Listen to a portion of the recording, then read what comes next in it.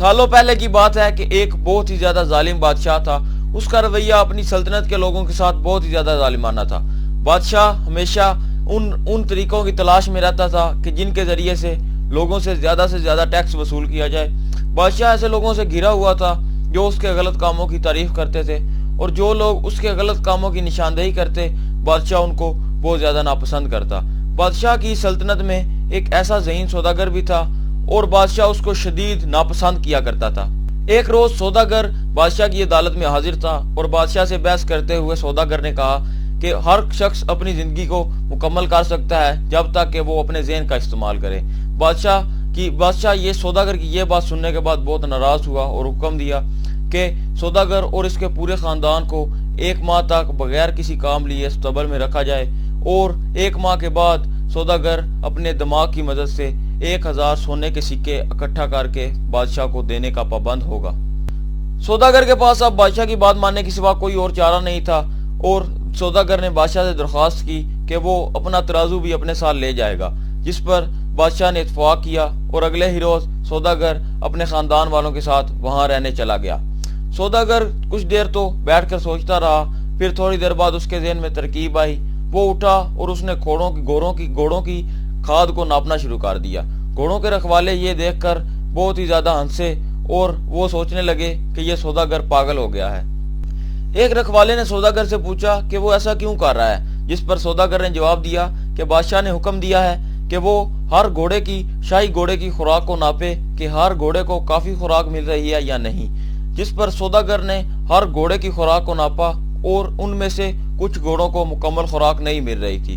سوداگر پہلے سے ہی جانتا تھا کہ کچھ رکھوالے اب خوراک کو بازار میں بیچ رہے ہیں، جس پر تمام رکھوالے اس سے یہ مدد مانگنے لگے کہ مہربانی کر کے بادشاہ کو یہ بات نہ بتائیں اور جو کہیں گے ہم کرنے کو تیار ہیں. جس پر سوداگر نے کہا کہ جو بھی رقم خوراک کی فروخت کے بعد ملے وہ 1 مہینے تک مجھے دینی ہوگی اور میرے گھر والوں کو 1 ماہ تک کھانا بھی کھلانا ہوگا. جس پر تمام رکھوالے رضامند ہو گئے.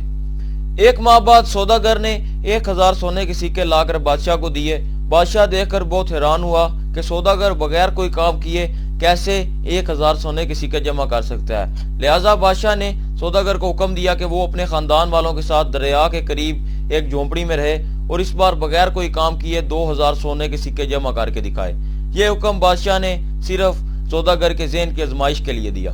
سوداگر نے اس بار پھر اپنا ترازو ساتھ لے جانے کی اجازت مانگی، جس پر بادشاہ رضامند ہو گیا اور سوداگر اور اس کا خاندان دریا کے کنارے رہنے لگا.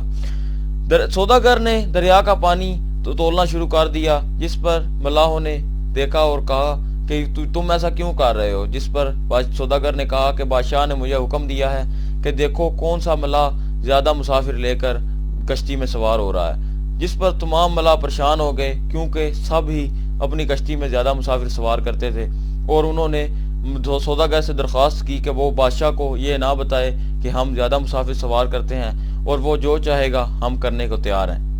اس کے بعد سوداگر نے تمام ملاحوں سے کہا کہ وہ کشتی میں زیادہ مسافر لے کر نہ جائیں اور جو سکے انہوں نے پہلے حاصل کیے ہیں وہ سوداگر کو دیں تاکہ سوداگر 2000 سونے کے سکے اکٹھا کر کے بادشاہ کو دے سکے.